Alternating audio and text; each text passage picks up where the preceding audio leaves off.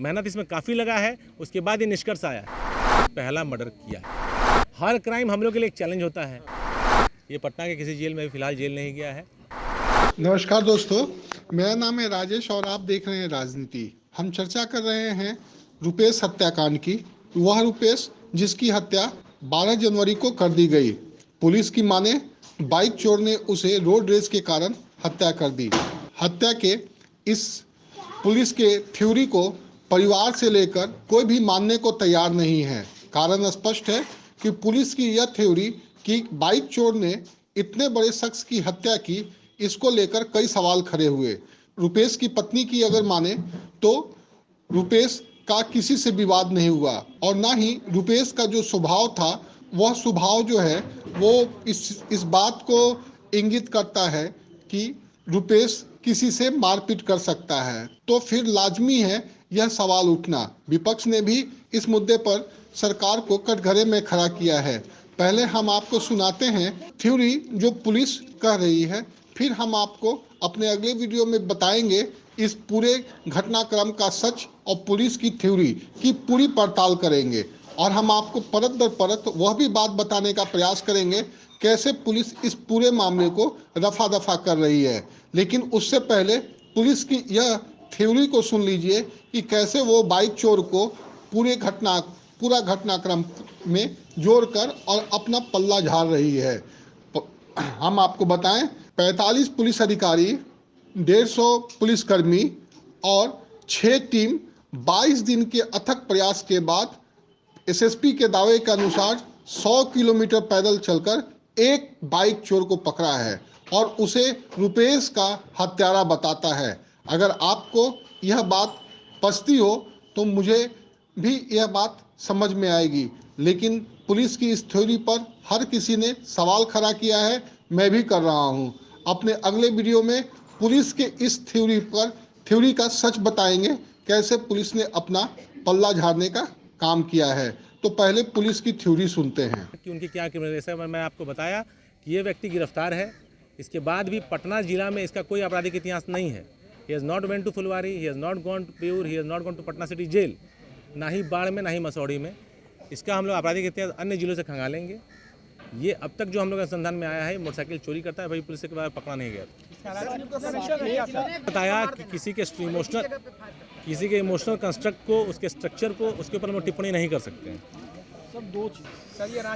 फिलहाल अभी तक नहीं आया। इसकी पूछताछ में पता चला कि ये सारे घटनाक्रम को फॉलो भी कर रहा था। हम लोग इसने बताया कि इसने सारी न्यूज़ देखी। इसने ये भी न्यूज़ देखा कि कोई लाइसेंस वाली बात आई थी। इसने ये भी न्यूज़ देखा कि बिल्डर वाली बात आई थी। इसने ये भी न्यूज़ देखा कि मृतक के अकाउंट में 25,000 रुपये कोई न्यूज़ चैनल पे चला था। तो he was following everything and he was very sure कि ये पकड़ा नहीं जाएगा। और पकड़ा जाने के बाद जब इसने खुलासा किया तो वो खुलासा शेयर कर रहा हूँ। कुछ ऐसा मैंने आपको सारा कुछ बताया। ये जो फुटेजेस हैं ये साइंटिफिक एविडेंस है। इसके पास जो मोटरसाइकिल का नंबर प्लेट है उसका बरामद कपड़ा है, वो मर्डर वेपन सबसे बड़ा एविडेंस है। उसको हम मैच कराएंगे, it will be conclusive proof. Ranchi में कहाँ रहा था और कितने दिन रहा था? ये वापस नहीं आया और 3 फरार नहीं है। इसको आपको क्रैक करना है। मेहनत इसमें काफ़ी लगा है, उसके बाद ये निष्कर्ष आया है। रांची में कितने दिन और कहाँ रहा था? अलग अलग जगह पे रहा था। कभी ये बोला रांची में रहा था स्टेशन के बाहर, फिर पतरातू गया था, फिर देवघर चला गया। घर वालों को बताया हम बाबाधाम घूमने आए हैं। ये घर वालों का भी बयान हम लोग के पास है। सर, जो मोबाइल ये यूज़ कर रहा था उसमें आईडी पर, अपनी आईडी पर था या दूसरे की? ऑफ कोर्स मैं बताया कि सीसीटीवी कैमराज और आदमी में बहुत डिफरेंस है। हम देखेंगे तो हमसे गलती हो सकती है। सीसीटीवी कैमरा 24 घंटे जागता है, उससे कभी गलती नहीं होती। लेसन ऑफ द क्राइम क्या है सर इसका? नहीं, ये एक सवाल ही नहीं समझे आपका। नहीं, मतलब पुलिस के लिए हाँ, और पब्लिक के लिए। हर क्राइम हम लोग के लिए एक चैलेंज होता है। उससे हम लोग को अलग अलग लेसन्स मिलते हैं। ये क्राइम बहुत ज़्यादा प्रेशर वाला क्राइम था, लेकिन इस दौरान आप लोगों ने एक चीज़ नोटिस किया होगा कि इस दौरान हमने आपसे कभी इंटरेक्ट नहीं किया। Because when we have nothing to share, what do we share? तो जब हमारे पास चीज़ें हैं तो आपको हम लोग बता रहे हैं। महीने में 4-5 मोटरसाइकिल चोरी करता है। महीने में 4-5 मोटरसाइकिल चोरी डिस्पोज करता है। जैसे मैंने आपको बताया कि जब इसके बारे में पता किया गया कॉलोनी में, इसके अपने सर्कल में, तो हर 10 दिन में मोटरसाइकिल बदलता है। जब तक मोटरसाइकिल नहीं बिकी उस पर चलता है।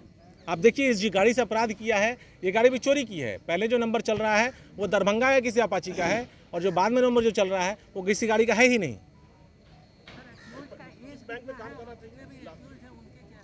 ये बताते एजिस बैंक में काम करता है, जयपुर का मैंने सर्टिफिकेट देखा है।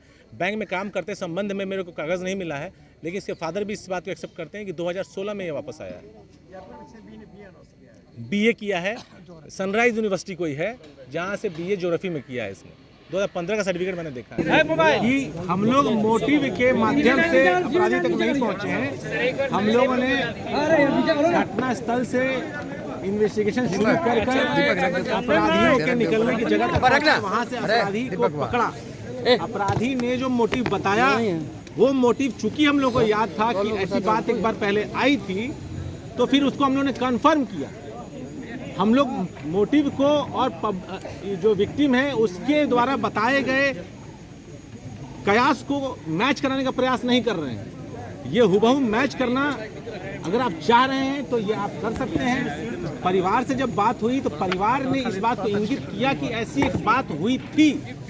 उस बात का होने का जानकारी परिवार को होना एक बात है, और वही बात एक विक्टिम, एक जो अपराधी है उसके द्वारा अपने मोटिव के रूप में बताना दूसरी बात है। For us it is important, for you it may not be. लेकिन पुलिस हर चीज़ को देखती है। जब हमारे पास ये मोटिव एक अपराधी बता रहा है और वही बात, क्योंकि जब कोई ऐसी घटना घटेगी तो जिस तरह का व्यक्ति रुपेश था, घर पे जाके आदमी बताता है कि मारपीट हुआ, एक एक्सीडेंट हो गया, लोग बताता है।